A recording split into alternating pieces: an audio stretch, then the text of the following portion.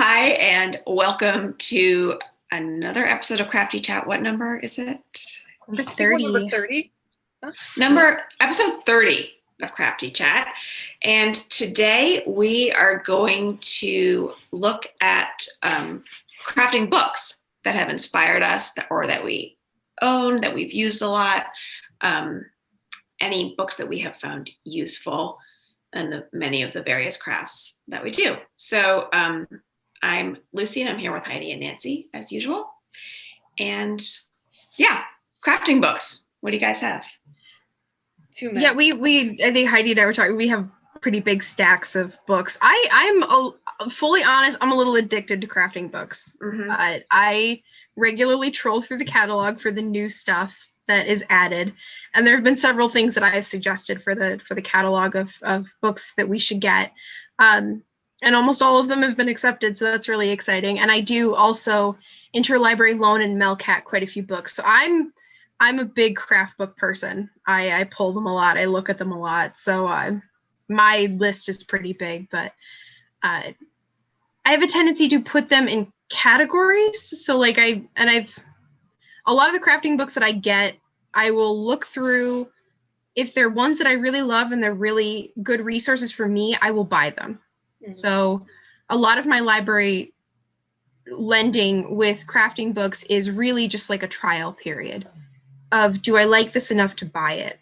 I like having a library of books that are inspiring for me. So that's kind of my strategy with looking at crafting books and some of the ones that I've really bought. But yeah, we're going to get into titles. Don't worry. We will absolutely get into it. Dive in.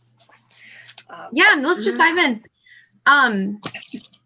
Heidi, you go first, then I'll go. We'll trade off. And Lucy, you can pop in. We'll go and we'll do round robin. Okay. A lot of my books, I chose books that I was finding from the library, and some of my books are just not necessarily crafting, but things that I look through that are inspiring. I might not be actually doing the craft that it is, but I just enjoy the book. So I guess I'll first start with, there's a couple that I do own. Anyway, this one I do not. This is a library book. This is 200 Crochet Stitches, and it's a great book for all the crochet stitches. It's a great encyclopedia. I love how it's very colorful, and I just feel like the instructions are well laid out. Oh, cool. And it's a book that, you could look at and figure out the stitch. And, thankfully there's pretty much almost all these stitches somewhere on YouTube. Like you could just Google it and you're going to find somebody's hands that you can follow along with too, which is always like great for learning all these wild crochet stitches. So then a couple other books I have that I had to buy because I saw it on a blog and it just looked beautiful, and they're in Japanese, so I can't read them. But fortunately, here's one of them. So I don't even really know exactly what the title is. But they're just beautiful. And like the projects, they just, they're Oh, wow. So, but these are like, cool. They're crocheted in a way where the motifs are linked. So there's a way of like, you do one and then you move into the next one. And like they all, instead of just having separate motifs that you seam together or join somehow, which is what's really interesting about a lot of this crochet. And just this one, even just like the cover, and it has all these cool, like, wow, oh my gosh. They're just really pretty. So I just always love looking at them, and I haven't actually tried any of the projects yet, but someday I will. That's actually something that I found really helpful about crafting books in Japanese specifically, is that their schematics are always so good. They are. Like, I don't have to be able to read Japanese to be able to understand them. There's a lot more of the crafting books that I've found. Yeah, that's really cool. So how it goes along with, I'm just letting you talk while I show this. No, a lot of the crafting books that I found that are originally written in Japanese, more and more of them are being translated into English because the market is so, people are interested. Like the projects are gorgeous, and the artists that have been able to branch out into the United States from Japan, there's several of them. We have several at the library. So like if you just search for Japanese knitting or Japanese crochet, we have a lot of those. We've got a lot of those, and Sashiko is really popular too, especially with visible mending and taking care of your clothing. One of the ones on my list was the Ultimate Sashiko Sorry, let me slow down. The Ultimate Sashiko Source Book by Susan Briscoe. And Susan's written quite a few. I don't have it with me right now, but she's written quite a few. I love that book. It's such a, and I have that one. I bought it. It's because I kept checking it out from the library. I checked it out like 4 times. I was like, I should probably just buy this one. That one's really good for beginner to advanced, and it also has a section of all different stitches and how to work them. A lot of the books I have a tendency to buy are actually more embroidery and embroidery and then knitting. I don't buy so many crochet books, but I'm a huge fan of the Royal School of Needlework. They do a lot of really, really great books. This is their one on embroidered boxes. This is new. This is a library book. So this one is a really good one. And then they do a series of smaller guides that are spiral bound for crewel work, white work, black work, stump work, and beading, and then canvas work. So they have a whole series of guides for that. And they publish these themselves. They don't go through an outside publishing company. And then recently, sorry, go ahead. Well, when you mentioned visible mending, that reminded me of a book that I had forgotten about that was really good. That came out, it was about a year ago, and it's like it was about, I think, mending denim. And I'm gonna have to look up what that book is, and I'll link it in our links, because it was kind of like Sashiko, but just, gosh, I wish I could remember the title of it. I was hoping if I threw it out there, you'd be like, oh yeah, it's blah blah. I think I actually I think I can find that. There's a new one in the catalog for mending. It kind of took off, that whole visible mending, I guess, for lack of a better term. If you could, because there's one called Mending with Love. And then there's Mending Matters. Mending Matters, I think that's the one I'm thinking of. That one was good. I really liked that one too.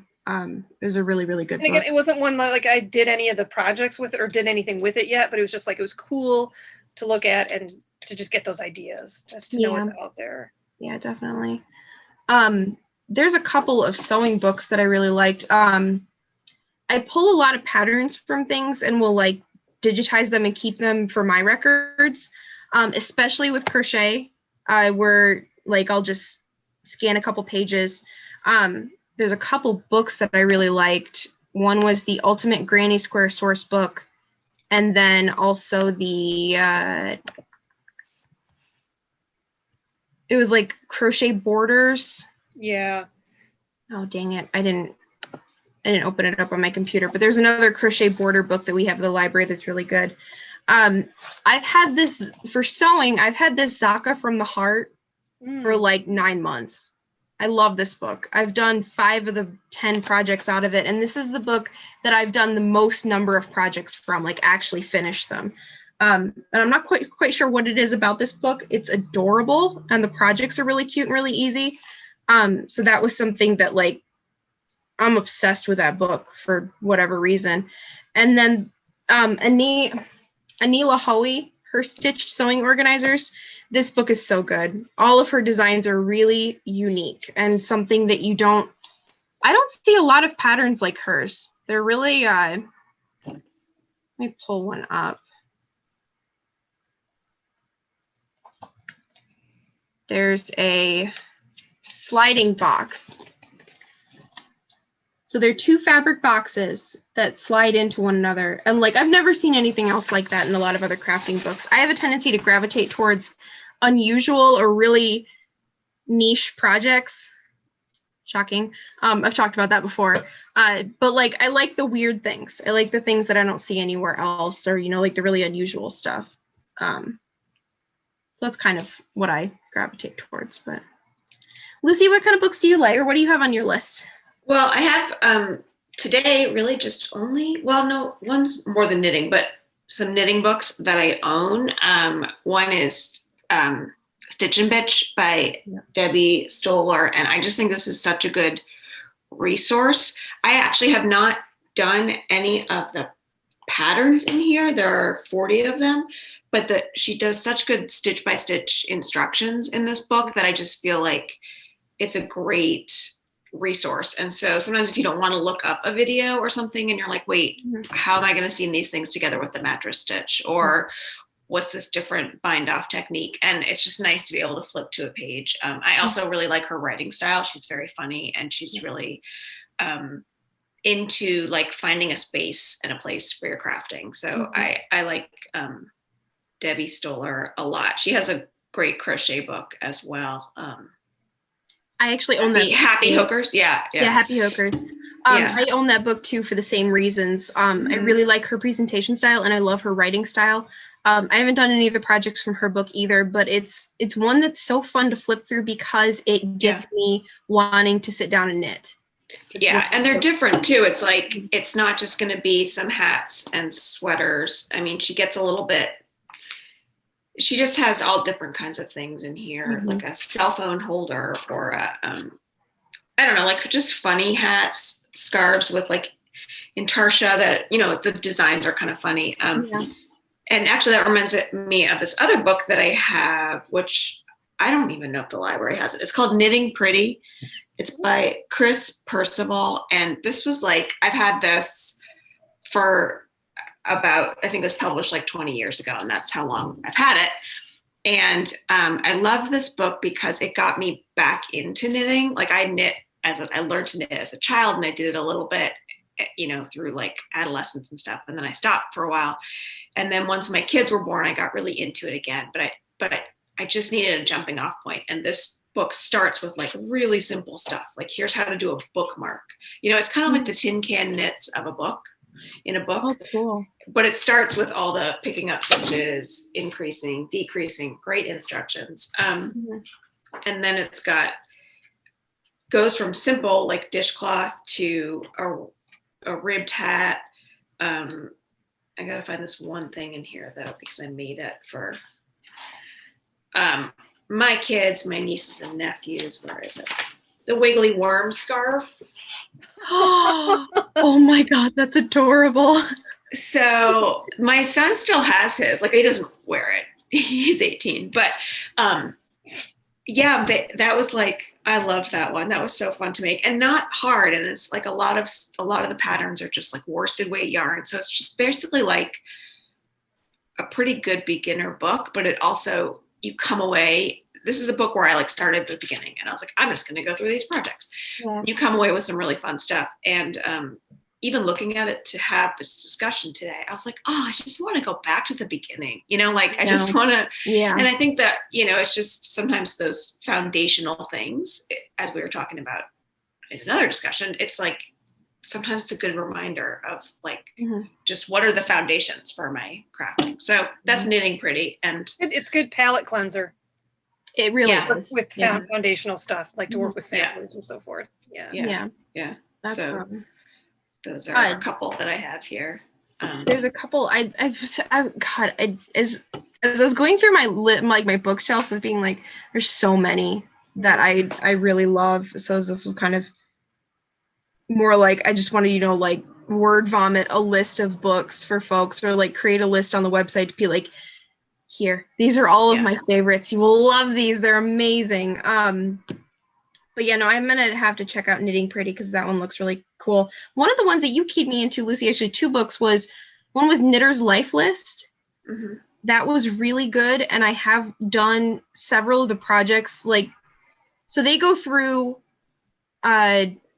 knitting, spinning, hats, sweaters. So they do so that book groups by projects and then by media type of here's things that you can do before you're in your life as a knitter. So like knit 5 different types of hats, knit, you know, this specific type of sock, knit these 3 different types of sweaters, or knit with this fiber, spin this fiber, work a project fully from spinning to finished to knitted project. And it really kind of helped me reframe of like getting outside of my comfort zone for the things that I usually work in. because I was working in acrylic for a long time and was like, well, I've never tried working with wool, and now that's all I really want to work with. So it gave me a lot of ideas in that regard. And then the other one that you recommended for me, it's called A Stash of One's Own. Mhm. It was compiled by Clara Parks. Mhm. And that's a series of essays on owning yarn, not necessarily specifically for knitting, but having a stash or curating a collection of yarn. And that was a really inspiring, really cool book to read. It really reframed my life as a crafter and my relationship to the supplies that I have and the stash of not just my yarn, but of all of my all of my crafting things. So that's something that I would recommend for anybody who's fiber or fiber adjacent. That's just really cool. Yeah, I love that book too, because I think it, beyond crafting either, I think it's like a reminder specifically to women that like you get to take up space, and however that looks for you. So like that can go beyond yourself, but like you should have a space and a place for your things and not feel guilt about carving out time to do them or clearing a closet to put them in. You know, it's that book spoke a lot to that, and that's the message I loved in that book. Yeah, and that book, and at the same time I was reading the Mindfulness in Knitting. I can't remember who the author is for that, but I'll put a link in the description for that. Those were the two books that really kicked me into knitting hard, just really inspired me to want to get in it and to really love the process itself. And that Mindfulness in Knitting is part of a larger mindfulness series by that publisher. So there's another one that I'm reading right now is Mindfulness for Anxiety. And that one's really good. It's really interesting. And they're small books. They're really short. So they're easy to digest and they give you a lot to think about. But I do a lot of crafting for mental health reasons. One of the first books that I got into was this Crafting Calm. I actually bought this book in a book sale from the library that I worked at before I worked for Ann Arbor. And the number of, there's like 36 projects in this book, and they vary everything from crafting projects to keep you for calmness or for contemplation, creation, comfort, connection. And they're really broad projects like portable shrines, prayer cards, intention jewelry, talking sticks, prayer pillows, all different types of things that are more spirituality or mental health adjacent. To kind of I put a lot of personal meaning into my projects, and this kind of really formed that foundation for me to intentionally put meaning into projects that I'm making, and to kind of help focus why I wanted to create something, or like I like making things that I'm actually going to use. So it also kind of helped me figure out like, what am I going to use this project for? Is this going to become a comfort thing? Like this shell is a comfort thing for me, especially in the wintertime. Or like, a bead hanging that I have on my wall. What does that mean to me? So it helps really spur my creative process and get my brain thinking about, what do I want to do with this? But yeah. So that one I really like. And that's something that I also look for in crafting books. There's more and more of those coming out as time goes by, of the mental health of crafting or crafting and spirituality that are really interesting. So I have a tendency to milk-cat those books a lot from other libraries. So. Yeah, I have a title that goes along that line, and it's called A Potter's Thoughts on Tai Chi Chuan by it's Margaret Emerson. So, and it's just a series of essays, a lot of it like just describing her experience of practicing Tai Chi, and it's as a potter. So I don't know, it was a really enjoyable read. But yeah, definitely within that whole mindfulness world. Yeah. So I still have go ahead. A file to go through, but what do you have, Lucy? Well, you just mentioned it. I just have this one other, because you'd mentioned the one you just talked about was a series of essays, the Potter's one. So I also wanted to, I have this book called The Curse of the Boyfriend Sweater, Essays on Crafting. And I don't know if you can see like all my little, look at all those notes. All of your tabs. Yeah. That's also just how I read because I'm a nerd, but I love this book, and it's such a good, like, she basically, it's like her memoir in essays, but through her crafting and how really she got into knitting, but then she does all kinds of crafts for a lot for mental health reasons. And she talks about, it kind of reminds you of why you craft. I think when I read these essays is why I love them. And also there's a common language to crafting, like you or I or someone listening might do completely different crafts. Like someone might not know what casting on is, but the conversation around crafting is, there's a commonality, even if your crafts are very different. And then she has this chapter that I love, which is like things I do wrong, at least as far as crafting is concerned. And she goes through and she's like, I don't hold the yarn right when I knit. I don't do gauge swatches. The neat at the back of my embroidery is a mess, you know? So it just, it's a good reminder that like, it's process, it's not perfection. Yeah. And when you let go of like the perfection a little bit, you might be happier with the result. So that's just, I had to mention that if we were talking about crafting books, because I'm so glad you did. Yeah, I'm glad you did. Yeah, that was one I enjoyed. Yeah. Yeah. Sorry, Heidi, but I interrupted. So no, you didn't. I mean, it was all interrelated. So yeah. Okay, I'll just go back to digging through my pile, I guess, if you don't mind. Yes, please. Because I'm taking notes. So well, you probably requested this one for the library, the Jane Austen embroidery. I did. Yes. Yeah. Or no, I did. I don't remember if I requested it once I saw it in the catalog. I don't think that that's one of the ones that I actually suggested for purchase. But well, I've kind of just only done this with it. I haven't spent a lot of time digging into it, but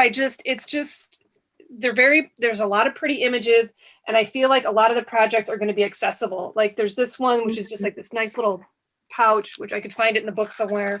Maybe I'll just take a picture and overlay it so you all can see what I'm talking about. But yeah, it's just classic patterns, but modernized. So basically it's what is in the title. So yeah, that's really great. I'm really excited actually about the little zipper, the scissor pouch. Yeah, that was one of my favorite projects from that book. That was just so pretty. Because I mean, there's tons of them out there. I was working on one recently, and it's not like you couldn't find a pattern, but somehow just like having it in a book makes it different for me to go and do. So I'm excited about that. And another one while I'm on hand sewing is this book, The Geometry of Hand Sewing.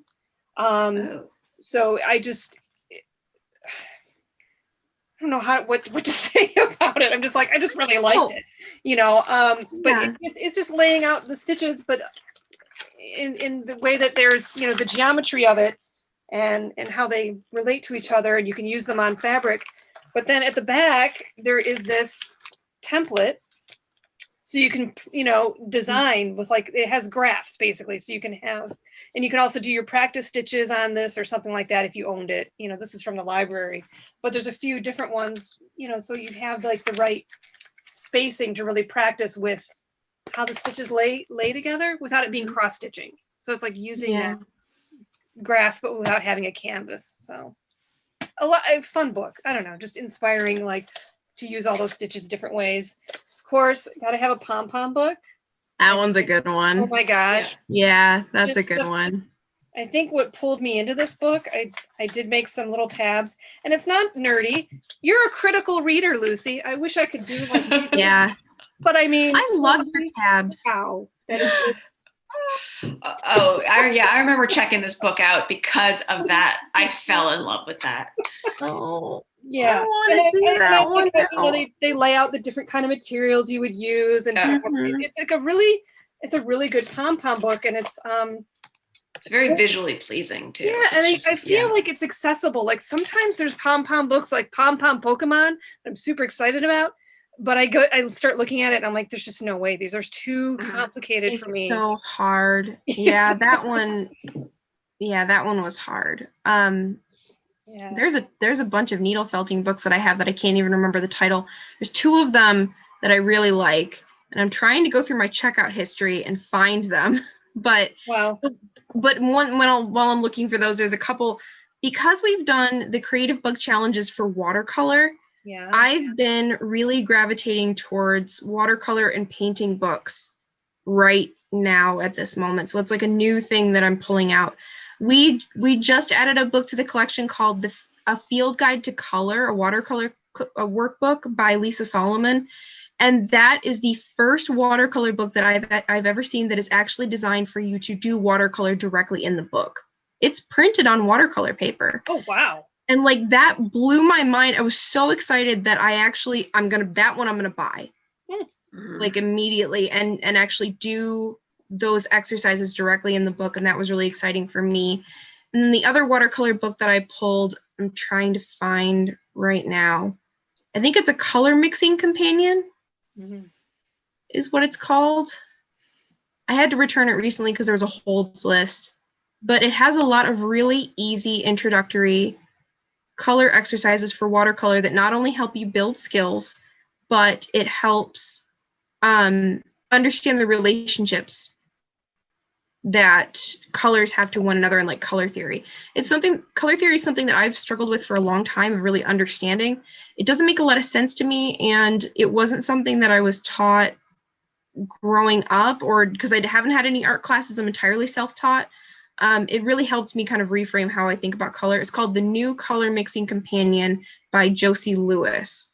That's a really cool book for watercolor and painting. We've got tons of great watercolor books, but 2 of my favorites for sure.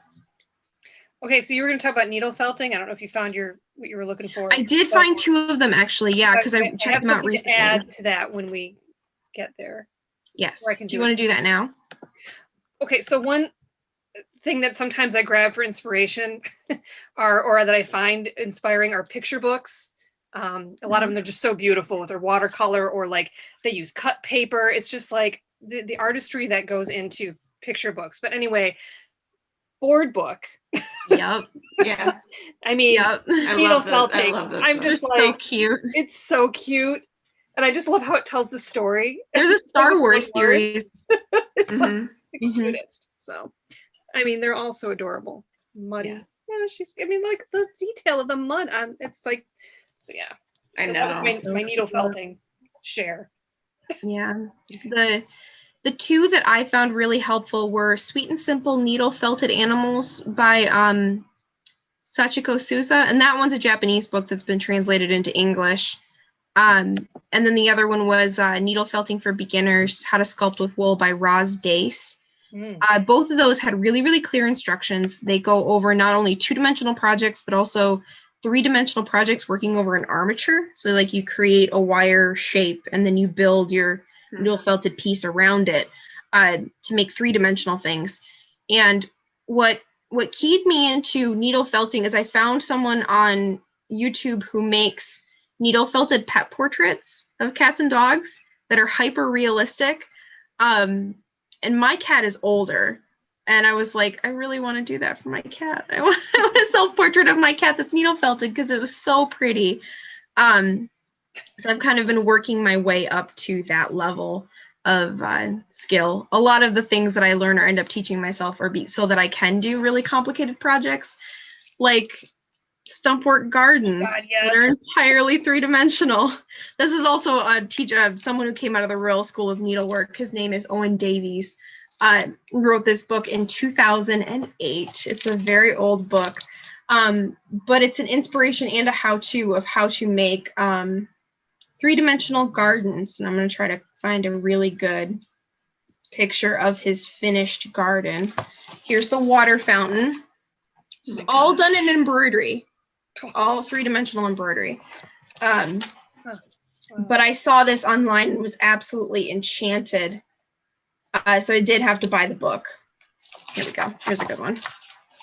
So he does it like it's embroidery covered mat board. But that was one of the books I bought of like, I'm dreaming for someday that I will do that. But wild. Yeah. the many reasons why I buy crafting books. So Yeah. Mhm. All right. did you have any more, Heidi? Oh gosh, yeah. So this is one that I do own. This is Tamari. I have a second Tamari book, but this one is very good. It's by Barbara Seuss, and so she's just top-notch teacher in the land of Tamari. And so what is Tamari? It's embroidering on a ball, and it's a Japanese craft. So, you know, you have something, you know, that looks like that. But it's a lot of it is it's marking and it's math and so you kind of it can be very precision. And I'm surprised how many of these I've made. It's been a while, but I'm like, I look back and I'm like, oh yeah, I did that one. But I'm so far away from it. The last time I tried to make one, it was like, oh my gosh, this is so, you know, challenging, measuring around the ball diameter the right way and getting all the notches and getting the pins in place. But a lot of the designs, honestly, I mean, they're very accessible because I've made quite a few of them, and it's just really inspiring. And then you go on into the land of Pinterest and find all these just ornamental balls, and it's just like, it'd be so cool to have just a basket of Tamari. So this is definitely a favorite and a great book. So I actually did buy that one. I find Tamari really enchanting because you're creating the ball from like scraps and you build around it and then you embroider on the outside, or at least that was the book that I found. Was it's not just like a styrofoam core, actually using like scrap fabric and everything to make the ball. So that was a little magical to kind of read about that process. I mean, even winding the ball is like, that's a skill in itself to like have a nice, you know, so it's not deformed or whatever. Yeah. Or malformed, maybe is a better word. Right. So another book that I do own and has been with me for a while, and this, I think when I bought it, I must have bought a copy that was damaged, is what I'm hoping. I'm hoping I didn't allow this water damage to happen to this book. But anyway, it's called Finding One's Way with Clay by Paulus Berenson. And it's all about creating pinch pots. And it's just a beautiful book. And his words are beautiful. I love this sequence at the end where he's just dancing with this clay. I think dance was another form of expression of his. But it's just a great book because like pinch pots, it's just like, it's a foundation where you start with clay. And he talks about how to color the clay and all these other things. But for me, it was just like, again, it's like another one. It's just foundational, but it's a great way to get to know your clay. Even after years and years of working, it's like you mixed up a new batch of clay, make a pinch pot with it so you really get an idea of its properties and that kind of thing. But the other cool thing too with pinch pots, it's like, it's your fingers. And so depending on how much you shave off and smooth it, you can pick up a pot and you can touch where somebody else has touched, which is like getting a little bit woo-woo, but it's just like, I don't know. It's just like, it's just all about that touch. And so, well, I mean, I kind of have a tendency not to talk about like the woo aspect of crafting. So I'm really laissez-faire, kind of a little bit, not blasphemous. Shoot, what's the word? Irreverent. I'm a little irreverent when it comes to like my own spiritual life and stuff because I don't take it hugely seriously, but like there is that side of crafting and making things and putting so much of like your physical energy into things. You're putting yourself into your crafting. So like, yeah, there is a big case for me of like, there's a mystical aspect to what we're creating. It's that act of creation that's not just, like something you read about in a spiritual book or, is in a religious text. It's something that's really concrete of, that. So to me, there is a lot of mysticism into what I do. So I don't think that I love that about crafting. And that's one of the things that really gets me excited is that, there's a magical side of it. And I try to hold on to that youth-like idea of like, there's magic in the world and there's still like being bewildered and kind of like awed by the process of making things and what other people are making. So, yeah. And that's something really like in this book that he just talks about. There's a lot of like essays and stuff to it too. It's just like having an approach and here's an experiment and just like really sharing a lot about himself and how he approaches clay. So that's love it. That's really cool. I'm not a potter and don't work with clay, but I want to read that book now for that reason. I love that. Like you were talking about, Lucy, is there's like those common experiences with crafting and creating where you're talking the process around talking about the crafting itself. The conversation around it is the same across the board, right, of whatever different medium you're working in. It's we're all doing the same thing, essentially, just using a different language to express exactly. it. Yeah. Okay, so I got a few more still. Go for it. I feel like we were supposed to only choose like 3 or 4, but I just I was gonna choose just a couple, but because we all do so much crafting, I think it's really easy to create a list of the books that have affected us, or the books that have formed us, or what we really love, or what we really connected with. So like, I'm here for it. Okay. I want to know everything. So, that was a good one. Book.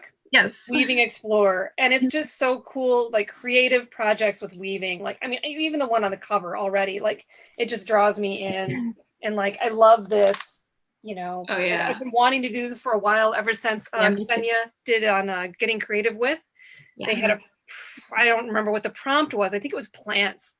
And anyway, she did a weaving with like on a branch like that. And that's just so, it just excites me. So this is a very colorful book and a very inspiring, lots of different projects. I don't know what I'm just showing you. That's not what I meant. But anyway, there's even, you know, free form, and there's like wire. So, I mean, that's cool. And then that leads me into, speaking of wire, I happened to find this. Actually, it was misshelved. Ooh. It jumped out. But kumahimo. And I always thought that meant like, well, it does mean, you know, braiding. Usually it was like the jellyfish bracelets kind of thing, where you have a disc. And, that's what it's called. Yeah, and you keep like braiding by moving it, you know, 2 steps over, you know, and that kind of thing. But just the cover just looked really exciting. I don't know if I'll ever do anything with these projects, but you know, wire work stuff, it looks cool, and it seems accessible. It intimidates me. It's the kind of book though, it's like, but looking at the project, I'm like, well, maybe, you know, if you have the right tools and the, you know, the right instructions, I don't know. It's maybe I will. I think, what was I looking at? Like this, yeah, there's another shot of like making those earrings. I just feel like that looks just. It's really cool. So, yeah, that's like really advanced beading and wire wrapping is something that I've always wanted to get into, but it seems so intimidating to me. There's not a lot of books out there, and most of the tutorials I find are, you know, in Russian. But they usually have a lot of great photographs, which is, you know, how I've been able to follow along with some of it. But yeah, I just, a lot of the macrame like macrame wire wrapping around stones. Yeah. A lot of that I see is in Russian. Yeah. And not a lot in English. I'm having a really hard time describing that, but it's like a anyways, moving on. It's a housing bird, like a cabochon, but yeah. And I don't know much about it. Perhaps it originates and it is like a Russian craft.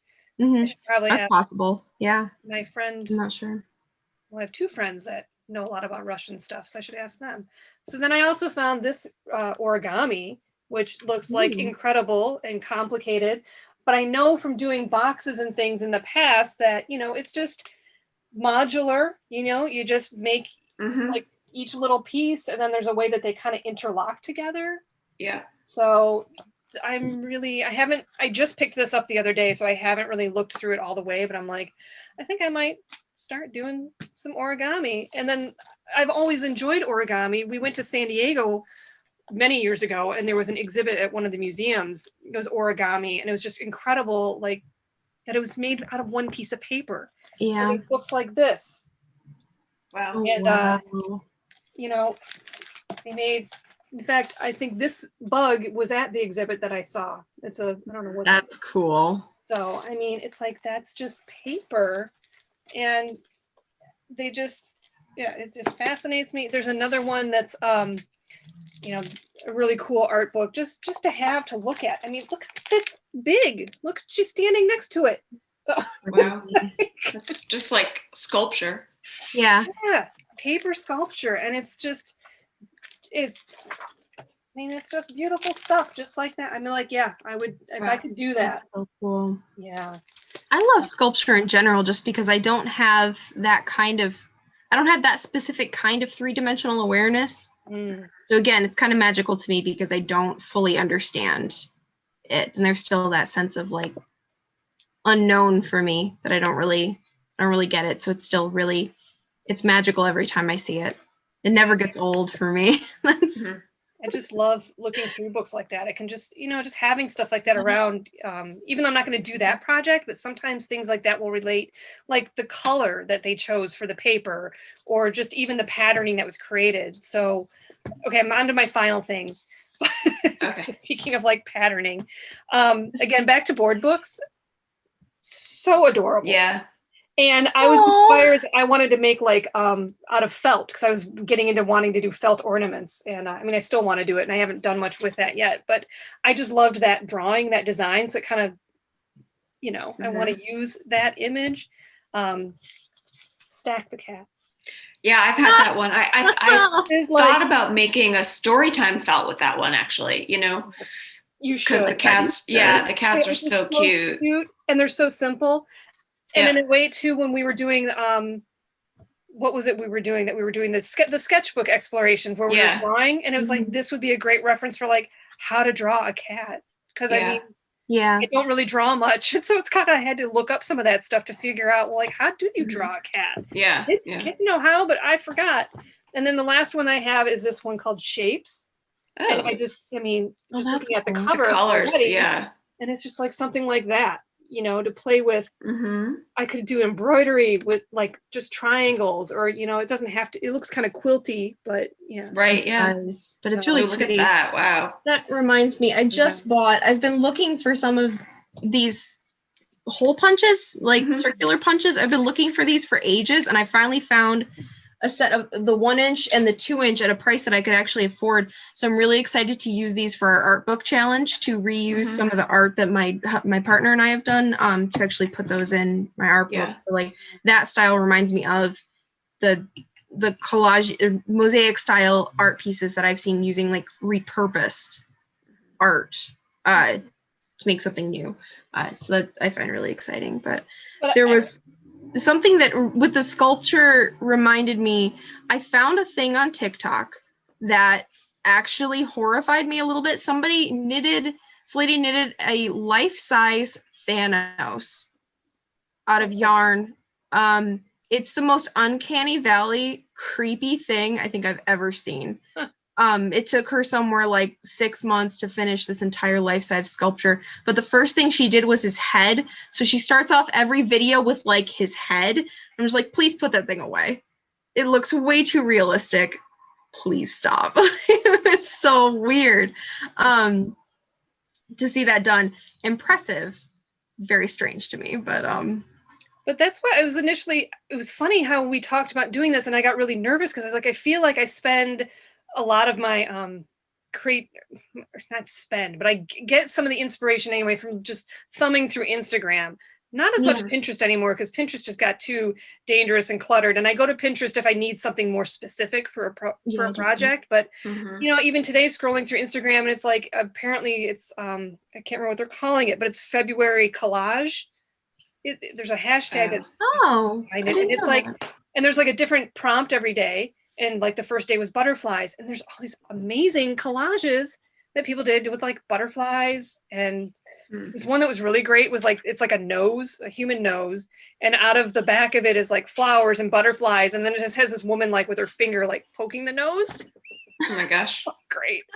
So, but I was so anyway, but then it's funny, and then I was like, no, I do have a lot of books, and I guess anyway, it's good to have books to look through and not look at stuff digitally.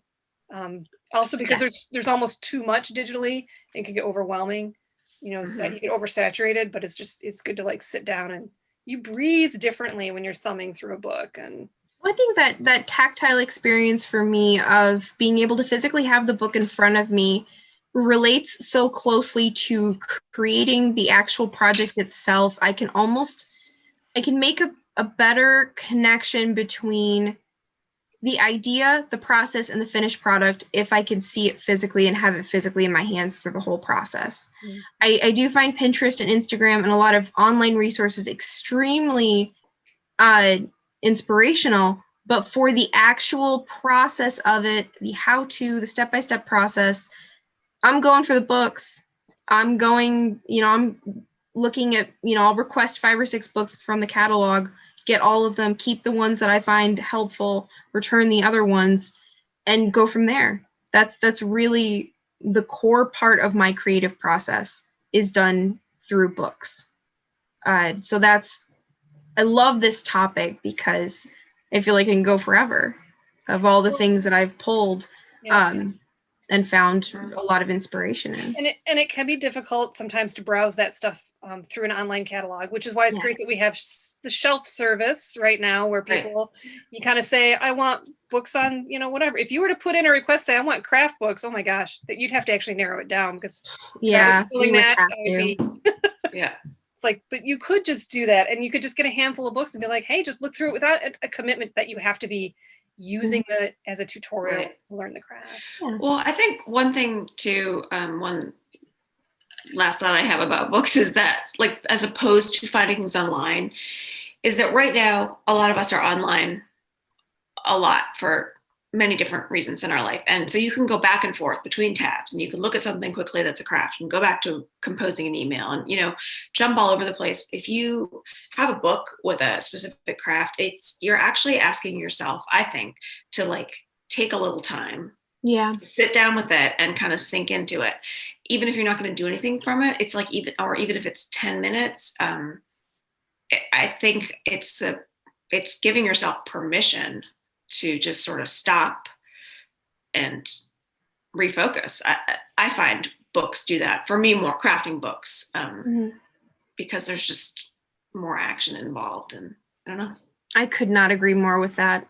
Like, and that, and Heidi, what you said of like, you breathe different, my posture is different. It has an entirely different feeling for me to handle a crafting book and to actually, browse things and get inspiration that way versus like, I feel anxious and frenetic and almost like overloaded online looking for ideas. And most of the time it's not like in a negative context but it moves so much faster. My thought process does when I'm looking for stuff online, and that jumping around, I have a tendency to get lost really quickly in a not necessarily beneficial way for my brain. Or like, where do you stop? I mean, if you go down a rabbit hole about crafts, it's endless. And sometimes that can be fun, but it also can, you look up from your screen and you're like, okay, that was 2 hours that I didn't.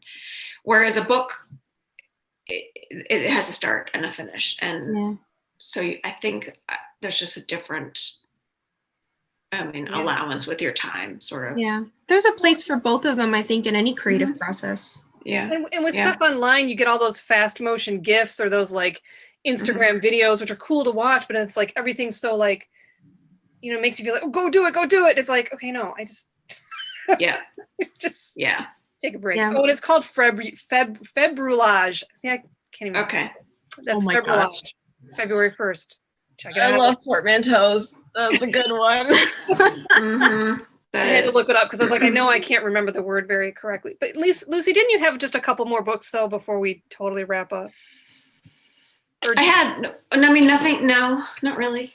There's a couple knitting books that I had that I didn't talk about. Okay, what? One of them was Woodland Knits by Tiny Owl Knits. That was one of the first knitting books that I actually picked up. There's a project in there. It's called the Seed Pod Bag. And it's the first project that I ever knit in the round on double pointing needles. And it looks like a little acorn. And then around the top, she has little fringe. Her projects are adorable. Like, that is like her baseline thing. She has a pattern for a muff that you put your hands in that's covered in all these little itty bitty tiny knitted forget-me-nots. That's out of this world adorable. All of her projects are super cute, but like having that book is. I remember having muffs when I was a kid. so good. It's so cute, and I want to make it so badly. I have no use for it. You gotta bring that back. No, you could totally. That's great. You totally bring that back. Well, like the Regency stuff is all really popular again with Bridgerton coming out. So like, I need to update my wardrobe with all of these. Yes. Regency to Victorian all the way through. That one is really good. And then I have 2 sock books that I've held on to for a long time from the library that I have not returned. I'm planning on buying them. Have not bought them yet. The Sock Knitter's Workshop. Mm-hmm. And because everybody's requesting sock books now because we have like 1,000 fans. I know. Yeah. No, I thought about that actually just now, and I was like, well, crap. Thank God I got a new scanner for my birthday because I'm going to have to scan a couple things out of these and then actually order them. But no, these 2 books really demystified how socks come together. I've talked in Crafty Chat before about like how socks to me were like the pinnacle of knitting, of like that's like that's the most complicated thing you could ever. That's not accurate at all, but I had this idea in my head. So these really gave me a lot of insight on how socks come together and the different options you have of how to customize them, which I found a really cool type of thing. And then the last book that I had was Molly Makes Crochet. She does a lot of other books too that are holiday or embroidery or your regular sewing themed, but that book really has a lot of really cute projects that use a lot of different types of stitches. So we just finished our Creative Bug Crochet Sampler Challenge, and there's a couple stitches that she uses in that book that are in that challenge that I'm now like going back to that book and being like, well, I can do these projects now because I know how to do that stitch. So I'm kind of thinking of like, I love the colors that all the Molly Makes stuff she does. Yeah, she just chooses really great colors, and so everything comes together really nicely. She's got a great eye for color. But that rounds out the list that I could come up with over the last 5 days. I'm sure there are others. We could always do books part 2. We could do books part 2. You're right. Yeah. We could. Yeah. There will be more books. There are always more books. I'm just super inspired by how many new books and how much cool stuff we add to the catalog, every 3 or 4 months. It's, And with the magic of Melcat and ILL, you can really get any of these books, even something as old like the Finding One's Way with Clay, because if you look for it to buy it, it's like hundreds of dollars. So yeah, the Embroidered Knot Gardens, that one is the same way, where that's a very expensive book. And there is also so the full disclosure for folks watching who are also library patrons, we do not have traditional ILL as of yet. So within the state of Michigan, we do still have Melcat. So we can request books through Melcat. The nationwide interlibrary loan system has not returned as of yet. So there's the disclaimer with that. There's one book that I've actually considered buying from Australia. And it's a book about, they're called etuis. They're little cases that are made with needlepoint that hold like your tools and spools of thread and stuff. I'm really enchanted by those because I like tiny things. And this one is a collection of patterns that have been discontinued by a designer in Australia. And the book is only like $40. To ship it from Australia would make it like $80 or $90.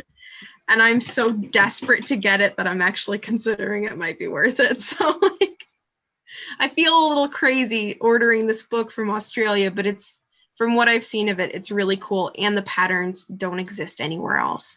So I use ILL a lot for those specific items that you can't get anywhere else, just so that I can see them to see if they're worth purchasing. So it's worth it for me to try to do that when ILL returns. But so I've been holding off on that one. It was only published in 2020. So there's tons of time. Yeah. Not like it was published, 20 years ago, and I have a ticking clock of how many copies are available for me to purchase. But yeah. My crazy book searches. But yeah, thank you guys for joining us for our Crafty Chat episode today. We hope you got a small list or a large list of books to check out for crafting. We'll include links to the catalog for some of the books we've talked about, or including the information for books that we've talked about that aren't in the catalog so that you can check them out yourself. I'm not sure what we're going to be talking about next time. I don't think we've actually talked about that yet, so it'll be a mystery as to what's going to be for next episode. In the meantime, we will see you in 2 weeks for Crafty Chat number 31. Stay safe, stay healthy, and don't forget to love each other. Bye, everyone.